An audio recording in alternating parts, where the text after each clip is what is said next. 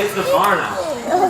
Luckily for us, you can find barn owls like Riley on every continent except for Antarctica, which means wherever we are, they are given their help to keep our minds at rest. And they can do that for two reasons. The first of which we can actually show you and let you experience for yourself. And to do that, there is only one thing you have to do, and that is be as quiet as possible for this next flight, and just listen as hard as you can. And once he's done having speared his piece of food, then we'll be able to demonstrate. Baby owl, come with the baby owl. Because that owl is not a baby. If you guys were listening carefully, you may have noticed that you heard absolutely nothing when he was getting closer. That's because owls fly silently. They need to, because mice have really, really big ears. The better to hear you with.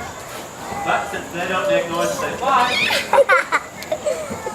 just like all of you, the mice have absolutely no idea that an owl is getting closer and getting ready to eat them. Another thing that lets young hunter mice do well is the shape of his face.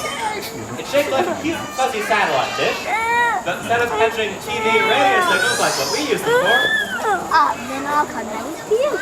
No, I won't. sounds. And it sends that sound directly into his ears, which you'll notice you cannot see. Because owls don't have outer ears like we do. And if they did, they look goofy. Because owl ears are not level like ours. They've got one ear about level with their eyes, and the other one down by the corner of their mouths. Which means they can hear really well. And for barn owls, it means they do not need to see their food in order to catch it. As long as it makes a sound, that is all that they need. And to show you how that works, Nicole's going backstage. I don't know where, and neither is Riley, although he seems very keen to go find her.